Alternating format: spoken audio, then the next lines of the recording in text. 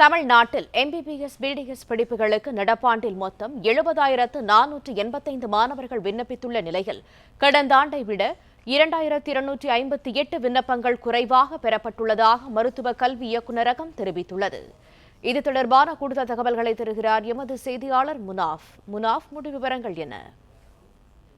தமிழ்நாட்டில் இளநிலை MBBS மற்றும் BDS படிப்புகளுக்கு விண்ணப்ப கால அவகாசம் நேற்று மாலை 5 மணியோடு நிறைவு செய்யப்பட்டுள்ள நிலையில நடப்பு ஆண்டில் 70,485 விண்ணப்பங்கள் பெறப்பட்டுள்ளதாக தெரிவிக்கப்பட்டிருக்கிறது. இதில் அரசு ஒதுக்கீட்டு இடங்களில் 40,760 விண்ணப்பங்களும், நிர்வாக ஒதுக்கீட்டு இடங்களுக்கு 29,725 விண்ணப்பங்களும் மாணவர்களிடமிருந்து பெறப்பட்டிருப்பதாக கூறப்படுகிறது.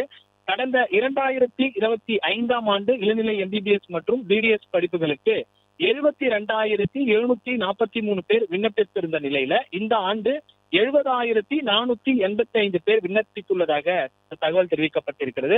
பெறப்பட்டுள்ள 70,000க்கும் மேற்பட்ட விண்ணப்பங்கள் அனைத்தும் முறைப்படி சரிபார்க்கப்பட்டு அதில் போலியான விண்ணப்பங்கள், தவறான சான்றிதழ்கள் பதிவு செய்யப்பட்டிருந்தால் அந்த விண்ணப்பங்கள் நீக்கும் பணியை முழுவீச்சில் நடைபெறும் என தெரிவிக்கப்பட்டிருக்கிறது.